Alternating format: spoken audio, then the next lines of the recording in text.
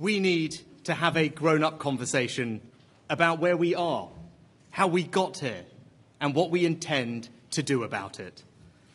It's a conversation for those of us gathered here in this room today and the Conservative Party more widely. But above all, it's a conversation we need to have with the British people. And it starts with being honest with each other. That matters because the decisions we make in the coming days and weeks will set a course that will determine whether the next generation of British people inherit a stronger and more confident nation. The Conservative Party was elected with a large majority, so it falls to us to decide who carries the flag forward in this Parliament. But it is not a decision that should be made behind closed doors with no input from the public. From the beginning, I wanted this campaign to be more than just a case for my leadership. I also wanted it to be a moment where the party and the country came together. Before I talk about the campaign, I want to say something about how we got here.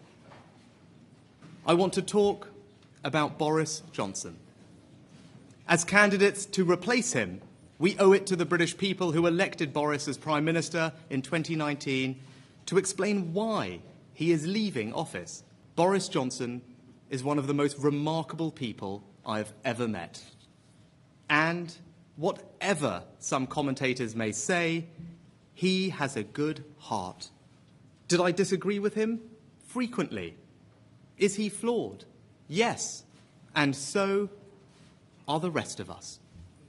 Was it no longer working? Yes, and that's why I resigned.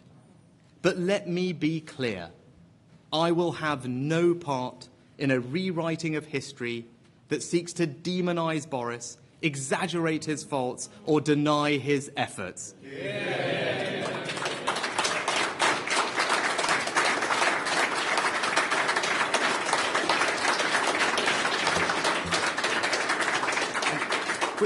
We know his achievements: breaking the Brexit deadlock, winning a stunning election victory, rolling out a world-class vaccination programme, and standing up for a free Ukraine when other leaders were still wringing their hands.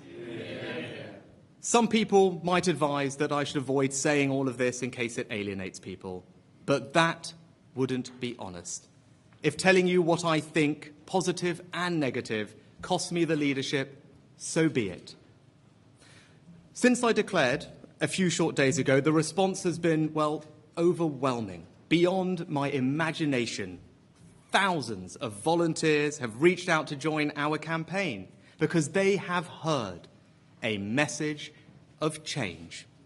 I'm running a positive campaign focused on what my leadership can offer our party and our country. I will not engage in the negativity that you may have seen and read in the media. If others wish to do that, then let them. That's not who we are. We can be better.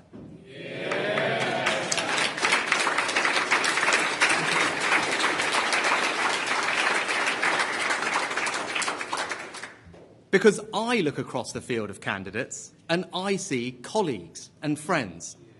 I see people I admire and respect, people with exceptional qualities. I want to say to all of them, we are still part of the same Conservative family. And when this election is over, we're going to work together for the British people. Yeah.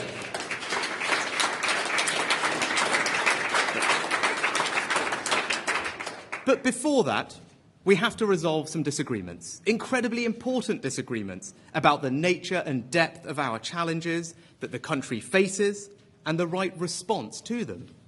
A pandemic that all but broke the world economy, a war in mainland Europe, and most visibly at home now, a global spike in inflation that has risen to levels not seen since the 70s and 80s. When confronted with challenges so fundamental, the right place to start is with your values. And my values, traditional Conservative values, are clear. Hard work, patriotism, fairness, a love of family, pragmatism, but also an unshakable belief that we can build a better future.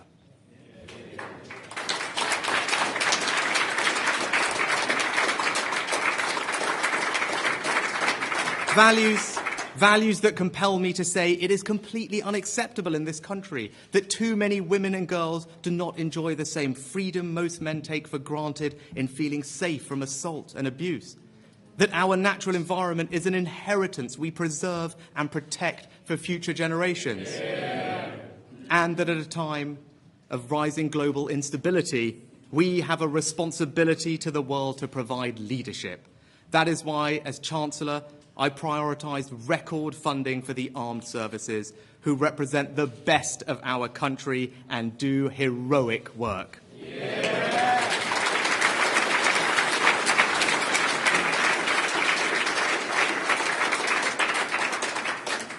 But as vital as values are, they are not enough.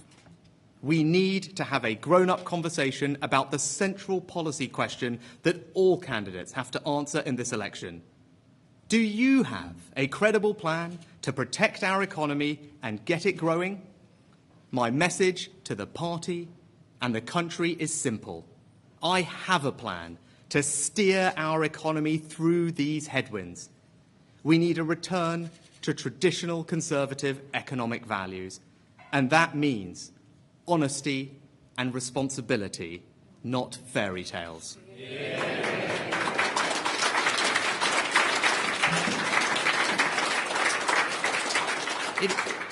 It is not credible to promise lots more spending and lower taxes. I had to make some of the most difficult choices of my life as Chancellor, in particular how to deal with our debt and borrowing after COVID. I have never hidden away from those. I certainly won't pretend now the choices I made and the things I voted for were somehow not necessary. And whilst that may be politically inconvenient for me, it is also the truth.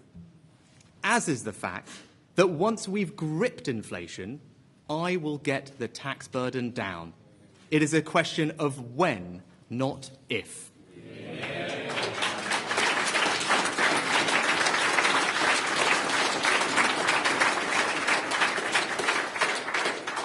And I will achieve this because I have a clear plan to get our economy growing quickly. We need to implement the radical reforms I set out as Chancellor to the way businesses are taxed, to make our country the best place in the world to invest more, train more, and critically to innovate more. We need to use the new freedoms Brexit has given us and the new mentality it can give us to reform the mass of regulations, bureaucracy and constraints that too often get in the way. We need to build a new consensus on people coming to our country. Yes, to hard-working, talented, innovators, but crucially, control of our borders. And we need to transform the performance and productivity of our public services by integrating technology, empowering good leaders, and caring much more about what actually works than what sounds good. I believe we can build a better, smaller, 21st century government that helps to support growth and countries around the world seek to emulate. Now, if we do all of this, we will get our economy growing quickly again, not just for a short burst, but sustainably for generations to come. This is the surest path to tax cuts that work, to keeping our schools and NHS strong, to properly funding our armed forces and keeping our country safe. So that is my plan.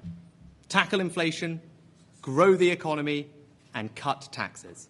It is a long-term approach that will deliver long-term gains for families and businesses across the United Kingdom. I am prepared to give everything I have in service to our nation, to restore trust, rebuild our economy, and reunite the country. I want to have a grown-up conversation where I can tell you the truth. A better future is not given, it is earned.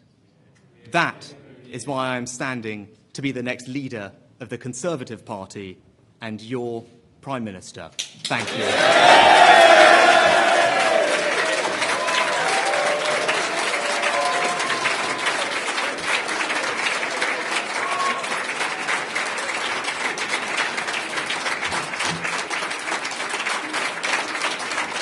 Thanks.